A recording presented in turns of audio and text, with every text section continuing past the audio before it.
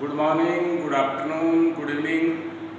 Standard 8 subject आपका SST नागरिक शास्त्र, बहुत ही पसंदीदा विषय हर विद्यार्थी का होना चाहिए। Dated you know very well, today is 4 September 2020 and in advance happy teacher day. Lesson number आपका 7 है हास्याकरण की समझ।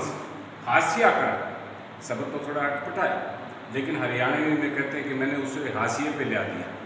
हाशिए का मतलब उसको पूरा पीछे धकेल दिया, यानी कि कोई व्यक्ति आज सरपंच है, उसकी गांव में बड़ी चहल पहल है, हर काम में उस व्यक्ति को बुलाया जाता है क्योंकि वो सरपंच है। 5 साल के बाद वो सरपंच नहीं रहेगा तो उसको गांव में कोई बुलाता ही नहीं। इसका मतलब वो व्यक्ति अब 5 साल के बाद हास्याकरण हो गया, अर्थात उसको कोई पूछता ही नहीं। तो हास्याकरण से समझ लें कि किसी व्यक्ति को जो मान सम्मान आज मिला हुआ है समाज में, वो मान सम्मान उसका छिन जाए किसी कारण से, कोई उसका परिवार में पूछ ना करे, समाज में पूछ ना करे, गांव में पूछ ना करे, वो हास्याकरण होता है। तो हम देश लेवल पे भारत देश की चर्चा कर रहे हैं। हास्याकरण क्या है? हास्याकरण ऐसी प्रक्रिया जिसमें किसी व्यक्ति की गतिविधियों के केंद्र बिंदु से निकालकर महत्वहीन करके छोड़ देना। मैंने अभी समझा दिया आपको कि जैसे कि आप छोटा सा एक एग्जाम्पल ले लें कि गांव के अंदर आप सरपंच है, हम पंचायत में उसको बुला के लाते हैं। घर में छोटी मोटी बात हो जाए तो कहते हैं सरपंच को बुला के लाओ।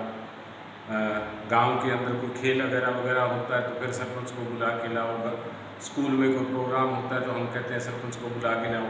और सपोज करो 5 साल के बाद वो सरपंच नहीं रहता, या उसकी ऐसी कोई गतिविधि जिससे वो समाज में अपनी क्या कहते हैं सम्मान खो दे, तो उस व्यक्ति को फिर कोई नहीं पूछता, उसके घर वाले भी नहीं पूछते। ये हास्याकरण है। और ये देश का हास्याकरण के कारण क्या होते हैं, यानी कि ये तो घर की और गांव की बात बता रहा था। पूरे देश की जब हम चर्चा करें, एक तो आर्थिक का मतलब गरीब होना। गरीब व्यक्ति, आप मानते हैं कि गरीब व्यक्ति तो दिन रात अपने परिवार की रोजी रोटी के अंदर लगा रहता है। यदि वो पंचायतों में जाना शुरू कर देगा, समाज के कामों में जाना शुरू कर देगा, तो उसका घर कैसे चलेगा? दूसरा सामाजिक का मतलब समाज में उत्थान ना, समाज में मान और सम्मान जिस व्यक्ति का ना। राजनीतिक पिछड़ापन और ऐसा समुदाय जो राजनीति में भी आगे ना हो, ये समुदाय की बात करें पूरे देश की।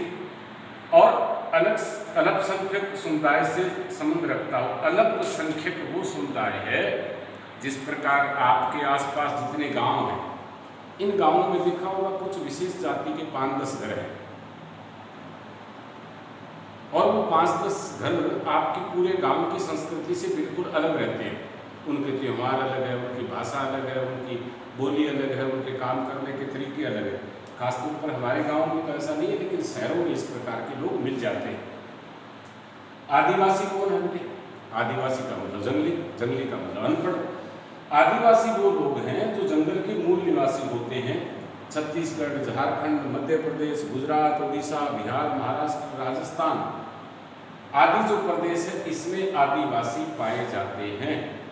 हरियाणा एक ऐसा प्रदेश है जिसके कोने कोने में खेती बाड़ी होती है। ये आदिवासी लोग बहुत कम हैं। हमारे सिर्फ आदिवासी लोग जो शहरों में हैं, जो झुग्गियों में रहते हैं, जो समाज से कटे हुए हैं, जिनकी भाषा अलग है, संप्रदाय अलग है, उन लोगों को आप लोग विद्यार्थी लोग क्या कहते हैं? पूचिया। जिस प्रकार पूचिया प्रजाति देखी होगी, ये आप अपनी एक आदिवासी मान सकते हैं। क्या वो स्कूल जाते हैं? नहीं जाते। आपने देखा होगा क्या काम करते हैं कि सुबह से लग जाते हैं शहरों में कागज़ इकट्ठा करने में, उसमें पूरी ज़िंदगी निकाल देते हैं। उनके शादी विवाह में हम जाते हैं? नहीं जाते। क्या वो पढ़ते हैं? नहीं पढ़ते। उनको पता ही नहीं स्कूल क्या होता है, उनको पता ही नहीं समाज में रीति रिवाज क्या होता है, उनको पता ही नहीं कि त्यौहार क्या होता है। आदिवासी समूह, तो भारत के अंदर 500 से ज़्यादा आदिवासी समूह, इतने राज्य हैं, इतने राज्यों के साथ लगता हुआ जंगल है, इसमें ये निवास करते हैं। इनका धर्म भी अलग होता है। कहते हैं संसार में अभी भी कुछ, अफ्रीका साइड में कई बार सर्वे होता है तो उसमें ऐसे आदिवासी लोग हैं जो अभी भी जंगलों में रहते हैं। और हम लोग यानी कि हम मनुष्य आज 21वीं शताब्दी के यदि उनके पास चले जाएं या उनको देखने की कोशिश करें, वो तीर कमान से हमें मार देते हैं। इस प्रकार के आदिवासी लोग भी कुछ प्रजातियां इस संसार में बची हुई हैं। वो सिर्फ जंगलों में निवास करते हैं, कभी गांव में नहीं आते, कभी शहर में नहीं आते, कभी कुछ खरीदने नहीं आते। आगे आते हैं कि आदिवासियों की भाषाएं। तो आदिवासी हैं, आप लोग एक छोटा सा एग्जाम्पल दे लें कि मैंने अभी गांव लेवल पे इस प्रकार के 2-4 घर बताए। शहर के अंदर जिनको हम कुचियाज कहते हैं, उनकी भाषा आप देखेंगे बिल्कुल अलग होगी, हम समझ नहीं पाते उनकी भाषा क्या है।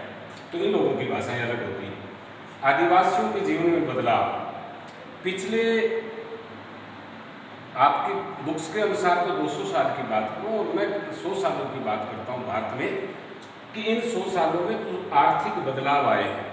और ख़ासतौर पे हमारे देश में 60, 70, 80 सालों से अंग्रेजों के समय से बदलाव आने शुरू हो गए थे, क्योंकि जंगल को काटकर फैक्ट्रियाँ लगनी शुरू हो गई थी।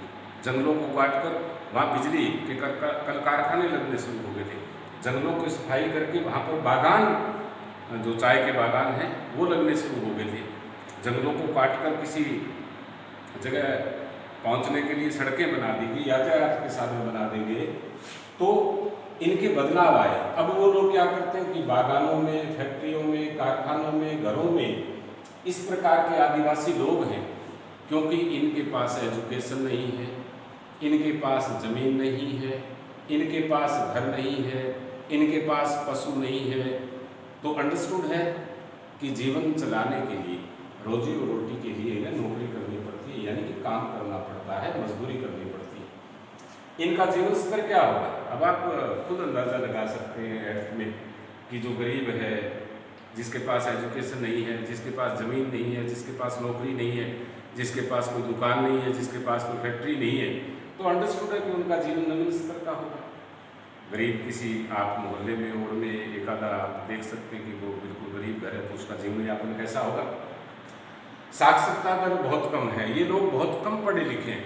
हालांकि अभी वर्तमान में कुछ प्रतिभाएं निकल कर आ रही हैं, कुछ आदिवासी भी निकल कर आ रहे हैं, यूपीएससी तक, एसएससी तक और भी प्रकार की सर्विस में, एजुकेशन में ये निकल रहे हैं, लेकिन अभी बहुत कम है। अल्पसंख्यक कौन होता है? अल्पसंख्यक, अल्प मीन कम, बहुसंख्यक समुदाय के मुकाबले में कम संख्या में पाए जाने वाला समुदाय। अब गांव की लेवल की बात करें, अब जैसे हम गांव के लेवल की बात करें तो कहते हैं कुछ जाटों के गांव हैं, कई बार आप कहते हो बिश्नोइयों के गांव हैं, कई बार कहते हो कि ये गांव में कुम्हार जाति ज़्यादा है। मैं गांव लेवल पे समझा रहा हूँ। और जब हम देश लेवल पे आते हैं तो देश में बहुसंख्यक समुदाय कौन सा है? भारत में बहुसंख्यक समुदाय हिंदू है। कौन है? हिंदू। पाकिस्तान में बहुसंख्यक समुदाय कौन है? मुसलमान। बांग्लादेश में बहुसंख्यक समुदाय कौन है? मुसलमान। म्यांमार में बहुसंख्यक समुदाय कौन है? मुसलमान।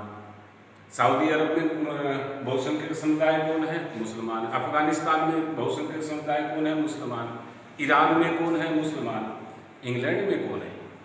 इंग्लैंड में मुसलमान नहीं है, अंग्रेज, ईसाई। अमेरिका में कौन है? ईसाई। ऑस्ट्रेलिया में कौन है? ईसाई। तो ये बहुसंख्यक समुदाय होता है जो ज़्यादा हो, और कम संख्या में पाए जाने वाला समुदाय हमारे देश में मुसलमान है। थोड़ी चर्चा और करेंगे आगे। भारत में अल्पसंख्यक समुदाय, भारत में सबसे जो अल्पसंख्यक समुदाय है वो मुस्लिम है। कि देश का बंटवारा हुआ था, हालांकि कहा गया था कि पाकिस्तान है वो मुसलमानों का, लेकिन बहुत से लोग गए नहीं, वो 14% आज भी हमारे देश में। सिख अल्पसंख्यक जरूर है, लेकिन सिख एक मेहनत करने वाली कौम है, हार्ड वर्क में विश्वास करती है, रिस्क लेती है। तो ये अल्पसंख्यक होते हुए भी सिख समुदाय भारत में नहीं, पूरे संसार के अंदर सबसे स्ट्रॉन्ग पोजीशन में है। पूरी एक ऐसी कौम है जो कहीं भी पहाड़ की चोटी पर, रेगिस्तान की चोटी पर, बर्फीले मैदान में कहीं भी काम कर सकती है। भारत में ईसाई का मतलब अंग्रेज, हालांकि 200 साल तक अंग्रेजों ने शासन किया था, अंग्रेज भारत को छोड़कर चले गए, लेकिन अभी भी कुछ स्टेट ऐसी है कि जहाँ पर अंग्रेज हैं, जैसे गोवा है, मोस्टली पुर्तगाली हैं, तो ईसाई धर्म को मानते हैं, हर एक शहर में मिलेंगे। बौद्ध धर्म को मानने वाले भी लोग हैं, जैन धर्म को मानने वाले भी लोग हैं, पारसी धर्म को मानने वाले भी लोग हैं, लेकिन ये हमारे अल्पसंख्यक है। हिंदू जो कम्युनिटी है इसके बराबर नहीं है। मुसलमानों का हाशिया का कारण क्या है? इनकी दर तो 14% है, यानी कि लगभग भारत के अंदर आप मान के चलें 18-19 करोड़ मुसलमान हैं। इनमें साक्षरता दर कम है, मुसलमान पढ़ाई की ओर ध्यान नहीं देते। आपने देखा होगा उनकी ओर से कई बार, हमारे इलाके में तो खैर नहीं है, बाकी बहुत सी स्टेट है जिनके अंदर आप सड़क पर, बस स्टैंड पे, रेलवे स्टेशन पर, तो आप टीवी में देख सकते हैं, काला एक बुर्का पहना हुआ औरत होती है, वो मुसलमानों की होती है, पर्दा प्रथा डला हुआ है, तो लड़कियों को वो स्कूल में भेजते नहीं, ना के बराबर है, बहुत कम चांस है। ये लोग कच्चे घरों में रहते हैं क्योंकि इनके पास जमीन जायदाद नहीं है। ये देश के बंटवारे के समय इस देश में अल्पसंख्यक, यानी कि ऐसे उस वक्त भी इनके पास ऐसा कुछ नहीं था, प्रॉपर्टी वगैरह वगैरह बहुत कम लोगों के पास थी, तो ये यहीं पर रह गए। गवर्नमेंट जॉब भी मुसलमानों की बहुत कम है। यदि APJ कलाम या कुछ चुनिंदा मुसलमान हैं जिनका हम जिक्र करेंगे जो एजुकेशन के बहुत देश के सर्वोच्च पद पर पहुँचे, लेकिन अभी भी ये जो मुसलमान वर्ग है वो शिक्षा में विश्वास नहीं करता है। औरतों की शिक्षा फिर ना के बराबर है। साक्षरता दर भी इनकी 50-55% के आसपास है। अब है घेटोआइजेशन, एक शब्द है घेटोआइजेशन। क्या है? थोड़ा वर्ड मुश्किल है। यह शब्द उस इलाके और बस्ती हेतु प्रयोग किया जाता है जहां एक विशेष समुदाय के लोग रहते हैं, यानी एक कॉलोनी है। तो आपने जिस तरह मैंने बताया कि जहाँ पर सारे झुग्गी झुग्गी वाले रहते हैं, और वो झुग्गी वाले क्या है, आप झुग्गी वाली कॉलोनी कह सकते हो, आप उसको कूचिए वाली कॉलोनी कह सकते हो, और नागरिक शास्त्र के अनुसार घेटोआइजेशन। अभी आपने देखा होगा बहुत सी ऐसी भ्रमण करने वाली प्रजातियां थी हमारे देश में, जो वर्तमान के अंदर एक स्थान पर रहकर देश की मुख्य धारा में आने लगी है। जिस प्रकार भाट देखा होगा, भाट लोग, वो भाट लोग क्या होते थे, एक स्थान से दूसरे स्थान पर घूमते थे, लेकिन आज वो मुख्य धारा में आने शुरू हो गए, मुख्य धारा में आ रहे। दूसरा आपने लोहार देखा होगा, गडरिए लोहार, जो बैल लेके पुराने ज़माने में आप दादा दादी पिता से पूछेंगे, जो हर 6 महीने में 3 महीने में गाँव में आ जाते थे, अपने में एक बैलगाड़ी लेकर, उसमें पूरा परिवार होता था। आजकल वो भी एजुकेशन लेकर मुख्य धारा में आना शुरू हो गई। लेकिन आदिवासी केवल और केवल जो जंगलों में आज भी बहुत सी प्रजातियाँ जो निवास करती है, वो जंगलों के किनारे रहते हैं, और जंगलों के कटान और जनसंख्या बढ़ने और आर्थिक क्रियाकलाप के कारण ये मुख्य धारा में आ रहे हैं। कई बार टीवी में और में आपने खबर सुना होगा, नक्सलियों ने हमला कर दिया। नक्सली कौन है? ये आदिवासी। ये आदिवासी सोचते हैं कि जो जंगलों की कटाई हो रही है वो हमारे धर्म में, हमारी भाषा में, हमारी संस्कृति में सरकारें दखल दे रही है, इसलिए आदिवासी लोग, नक्सली हमारी सेना पर हमला करते, कई बार तो बहुत ज़्यादा नुकसान करते थे। Thank you all of you.